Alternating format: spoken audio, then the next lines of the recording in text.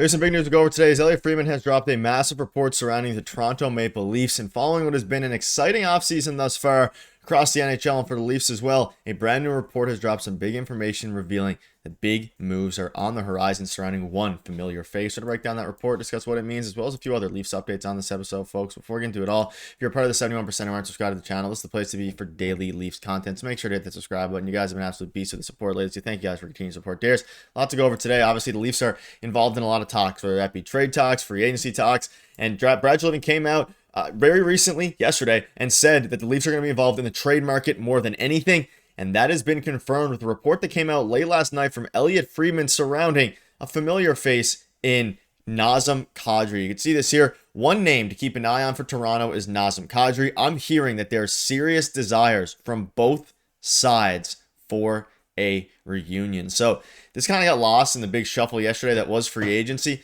This is a pretty big deal here because obviously the Toronto Maple Leafs, there's been some rumblings in the past. We know that Brad Living came out and said that he wanted to make a move in the top six and acquire someone who will be in the top six. And Elliotte Friedman came out and said Toronto and Nazem Kadri is a serious possibility. And it's very similar wording to he was using when he said that Mitch Marner and Vegas are going to be, together. It ultimately worked out, and now it seems there are some serious conversations between Toronto and Nazem Kadri.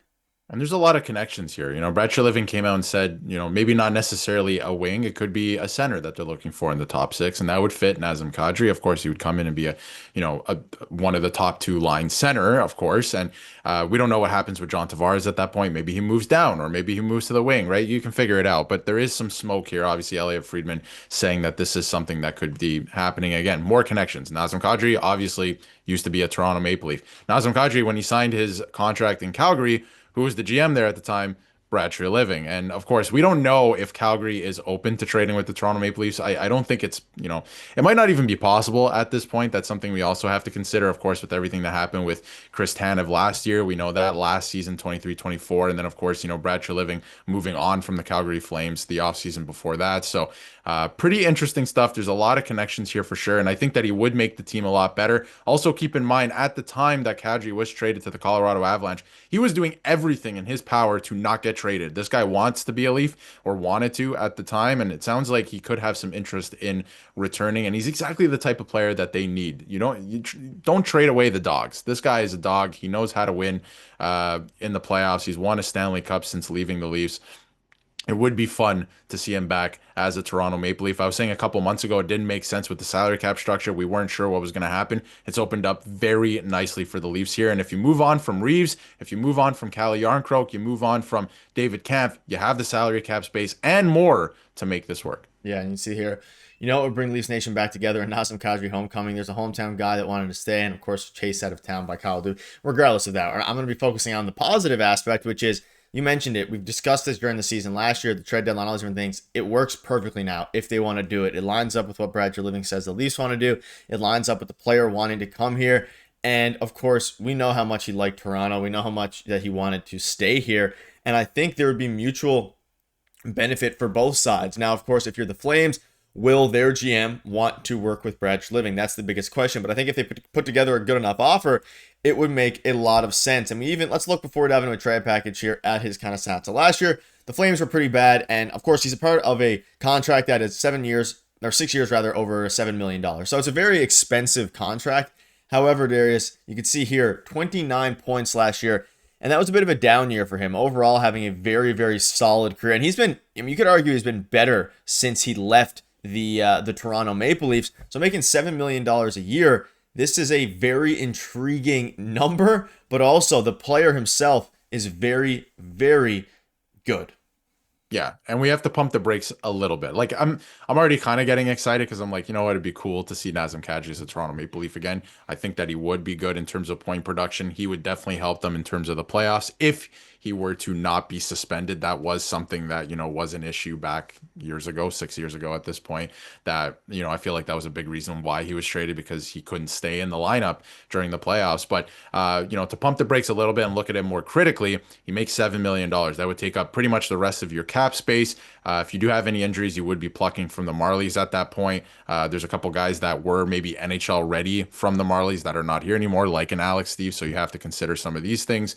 And then, of course, he's 34 years old too, right? So he's not getting any younger. He's getting older. He's roughly the same age as John Tavares. I think he's a year younger than him, but it could again make some sense. It would be exciting. A lot of people could, get their Kadri jerseys out of the closet. That would be very exciting as well. But he would definitely help this team. Absolutely would help this team. But again, the contract for the length of it, you would be stuck with. It would be an older team. You would have to be trying to win a Stanley Cup in the next 2 years, and then it would be a hard reset. Essentially, obviously, you would keep most of the core guys. I think like Nylander and Matthews who are signed to contracts, but it would be a bit of a hard reset after that. So you have to consider all of these things. And the other thing to consider is you just re-signed John Tavares, you just got Nick Waugh, and you have Scott Laughton at this point, and David Kampf. Of course, something has to give at this point. You have too many centers at this point if you were to acquire Nazem Kadri, which is not necessarily a bad thing, but you have to consider that who's moving to the wing and doesn't make sense. Yeah, and obviously Nick Kypreos came out a few days ago as well. Once again, lost on all this because at this point they were talking about the Mitch Marner trade, they were talking about the John Tavares and Matthew Nye signing.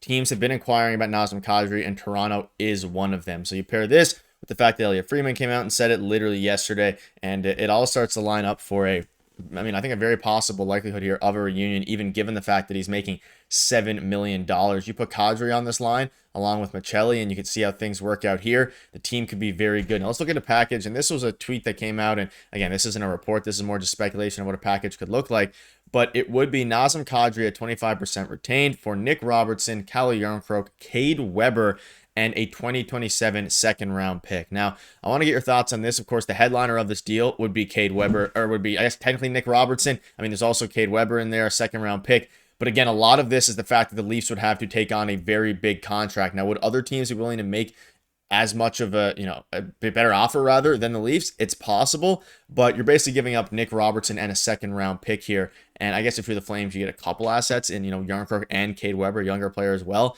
What are your thoughts on this?